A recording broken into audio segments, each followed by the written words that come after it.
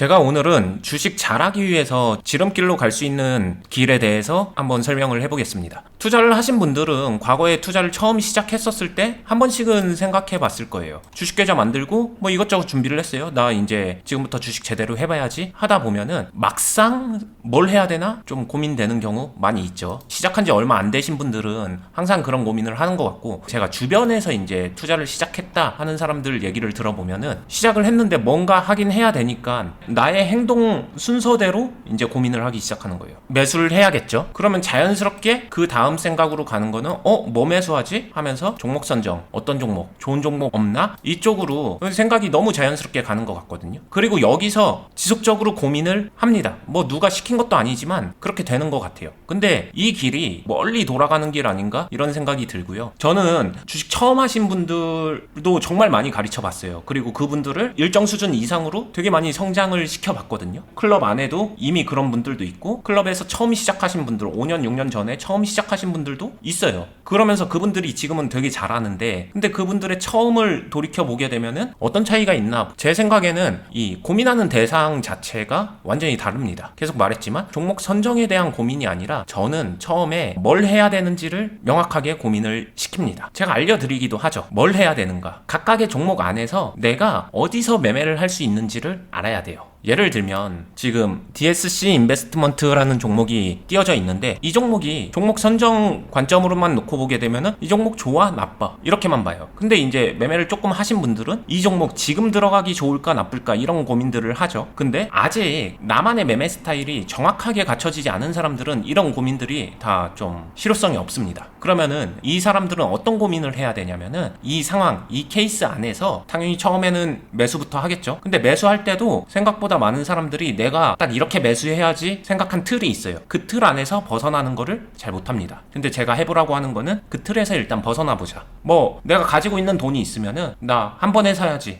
한 번에 사니까 이상하네? 그럼 두 번에 나눠서 사야지. 아니면 들은 건 있으니까 분할 매수해야지. 한 세 번에 사야지. 요 정도 범주에서 논다라고 하게 되면은 이것보다는 더 다양하게, 더 많이, 분할을 더 많이 해보세요. 뭐 10번도 좋고 20번도 좋고 많이 한번 해봐라. 무조건 그렇게 매매하라는 게 아니라 그런 식으로 변화를 줘보면은, 변화를 주면서 내가 매수를 언제 하는 게 좋을지, 아니면은 매수 하나 하는 거에 의미를 부여하는 게 좋을지 아닐지, 이런 것들을 생각하게 됩니다. 그러면서 이제 내가 그 안에서 어떤 식으로 포지션하면 좋은지를 좀 깨닫게 되는 거고요. 그게 익숙해지면은 그 다음에 좀 더 빠른 상황에서도 매매를 해볼 수 있는 거예요. 이런 상황에서 매매를 해볼 수 있게 되겠죠. 이게 단순히 종목 선정의 관점에서 좋다 나쁘다를 얘기하는 게 아니라, 이런 상황에 들어갔지만 나는 손실을 안 보고 손해 안 보고 잘 수익 내고 나올 수 있어, 이 말이 매매에서는 균형을 좀 잡을 줄 안다 하거든요. 똑같은 상황에 똑같은 종목이라고 하더라도 당연한 얘기지만, 만약에 내가 여기서 몰빵한 상태에서 가만히 있다 그러면은 수익이 안 나오는 거고, 내가 이런 데서 들어가서 있다 하면은 수익 내고 나오는 거겠죠. 그러니까 같은 종목이라고 하더라도 결과가 달라진다는 얘기를 극단적으로 얘기를 한 거고, 근데 실전에서는 이런 극단적인 경우는 잘 없죠. 잘 없다는 거는 다 중간에 애매한 상황으로 시작을 합니다. 근데 결과는 수익을 내냐 못 내냐, 물리냐 아니냐 등등으로 끝나요. 그럼 그 차이를 만들어주는 거는 내가 이 흘러가는 흐름 속에서 내가 어떻게 포지션을 하고 있는가, 이거를 저는 어떻게 균형을 잡았는가, 어떤 평단과 어떤 비중으로 포지션을 했는가, 이거에 따라서 달라진다라고 생각을 하는 거고, 그러니까 포지션을 잘 할 줄 아는 그 균형 감각을 키워놓는 거, 그것부터 먼저 신경 써서 매매를 해야 그 다음에 훨씬 더 빠르게 성장할 수 있다, 이 얘기를 하는 겁니다.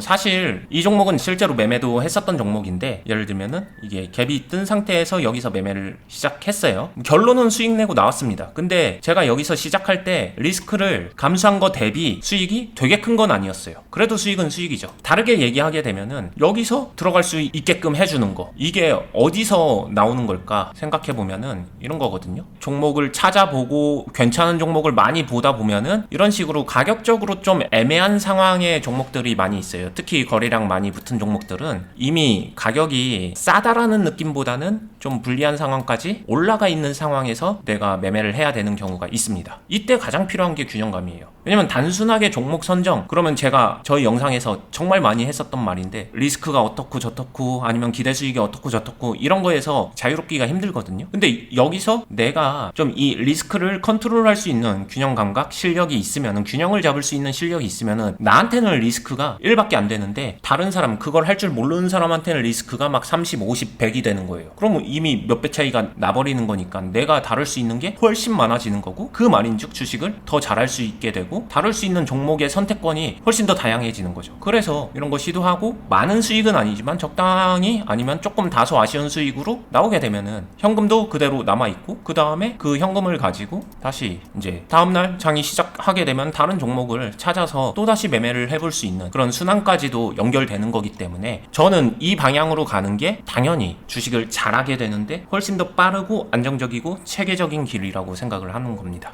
자, 그리고 당일 거래량 상위 종목 또는 거래대금 상위 종목을 보다 보면은 최근 시장에서 핫한 종목들, 아니면 눈길을 끄는 종목들이 계속 눈에 띄거든요. 보입니다. 이런 거 매매하면은 되게 수익 잘 나지 않을까, 이런 기대감도 생기게 하고 현혹될 수밖에 없죠. 근데 이런 종목을 고르면은 수익을 내느냐? 그건 아니에요. 이거는 진짜로 매매해보신 분들은 다 알 거예요. 이거 그냥 고른다고 수익 나지 않습니다. 이 안에서 잘해야 수익이 나기 때문에 결국에는 제가 말했었던 것들을 일단 하고, 그러고 나서 그거를 잘하게 되면은 그때는, 그 다음에는 내가 이제 선택할 수 있어요. 이때는 종목 선정의 관점이 좀 필요할 수도 있겠죠. 나한테 수익을 더 잘 줄 수 있는 종목, 아니면 그렇지 않은 종목, 이거를 내 스스로 필터해 가면서 내가 수익을 더 잘 낼 수 있는 종목 위주로 매매를 하면서 결과적으로 매매 전체에 대한 결과적 확률을 높여버리게 되면은 수익이 쌓이고, 그러면서 꾸준하게 잘 매매할 수 있게 되는 거거든요. 그러니까 이 앞에 부분을 절대 생략하지 않았으면 좋겠고, 기본적인 균형을 잡을 줄 아는 그 능력치는 꼭 연습하고 훈련해서 자기 걸로 만들면 좋을 것 같습니다.